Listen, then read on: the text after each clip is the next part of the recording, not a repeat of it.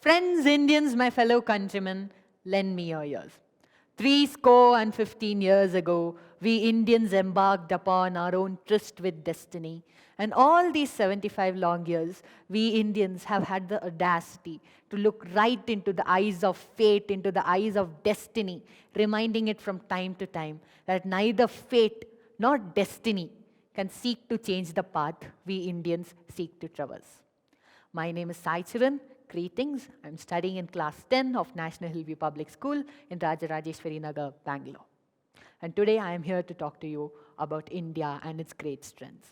As we stand here today as Indians in the 75th year of independence, as we look forward towards a glorious Amrit Kal, a time in which we would become a global leader, a Vishwaguru, we must understand what are the strengths of this ancient land called Mahabharati.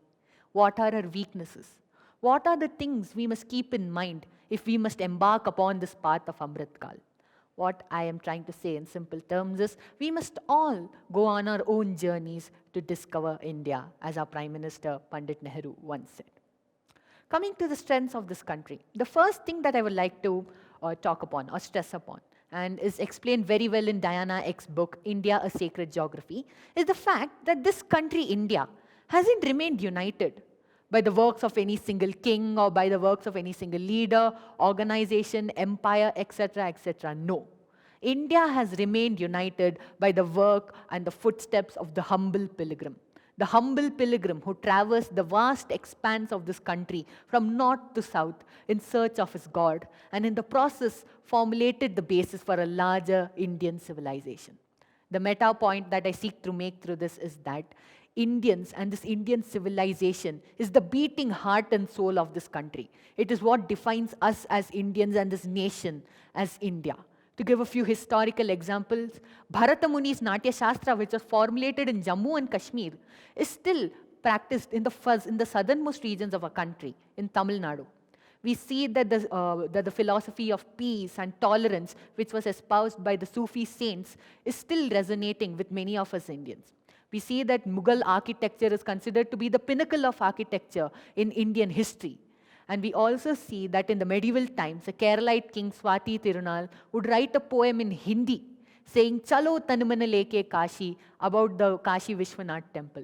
A medieval king from Kerala in the medieval times writing in Hindi.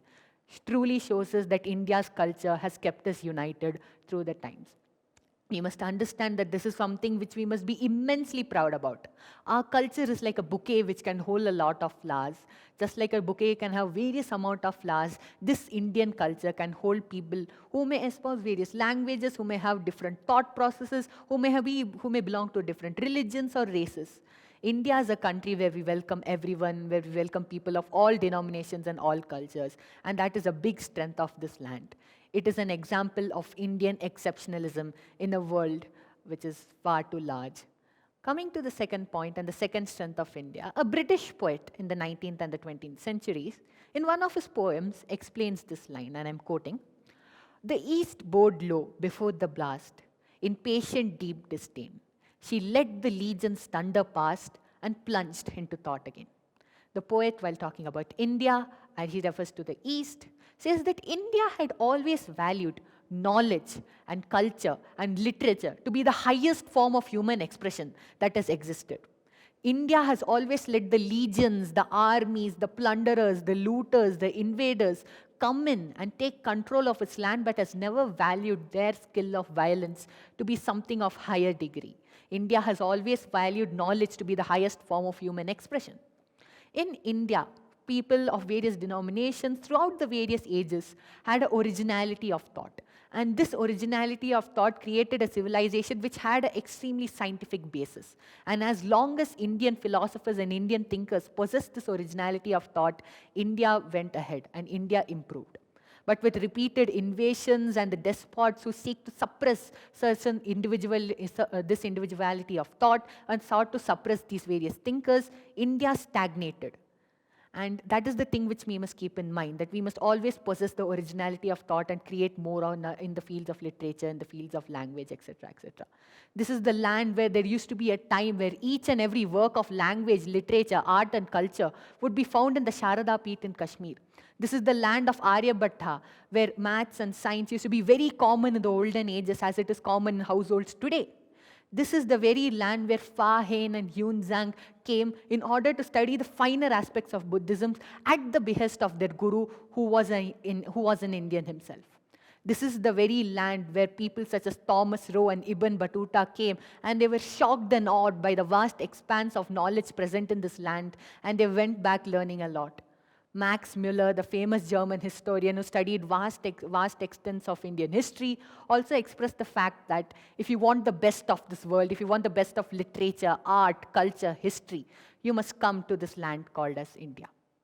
And that is the simple point I seek to make, that knowledge is the highest form of human expression which we Indians and we, the people of the world, must value.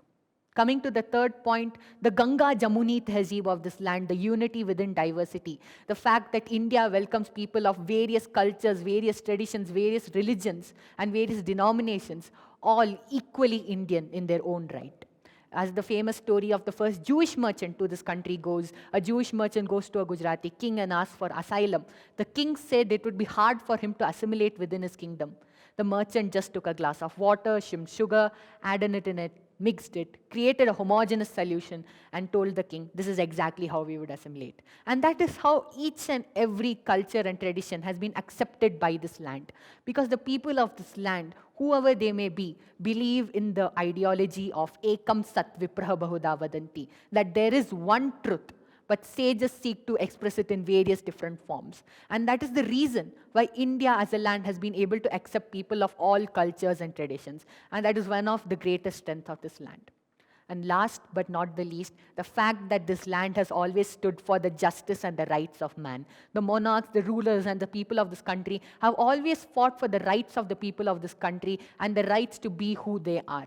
May it be Bappa Rawal against the Arabs, may it be the revolt of 1857 against the British, may it be the freedom struggle, or may it be, as a Marathi poet once famously said in Marathi, and I quote, Tej tama ansupar kana jimi kansupar, tyo malich bansupar, sher shivaraj hai.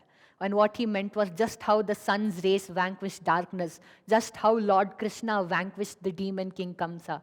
In the same way, Shivraj or Shivraj or Shivaji Maharaj from the west is here to vanquish the invaders and establish justice in the land.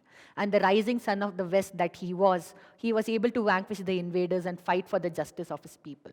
We have seen that the rulers of this country have always fought for the justice and the rights of man. And this is there in our bloodstream. It is an inherent trait of this Indian civilization, and it is unique to this land. Coming and finally to the end, the point that I would like to stress upon is India as a land has always had the traits to be a global leader. We as Indians have the traits which are inherent and which we possess in order to lead this world and lead our own country as well as the people of the world towards greatness. There was once a dream of India which our forefathers saw, of a throne which would be stronger than Rome, of a civilization that would be extremely diverse and rich, not just in terms of money, but in terms of its culture. But that dream is dead today. Why is it dead? Because I can see that dream as a reality right now in the form of me, in the form of all the citizens of this great country, bringing it to reality. And that is all that I would like to end with, that India is one of the greatest civilizations in the history of mankind. And we will seek to become great and one of the greatest civilizations once again. Signing off, my name is Saicharan from National Hillview Public School, Rajarajeshwari Nagar, Bangalore. Thank you.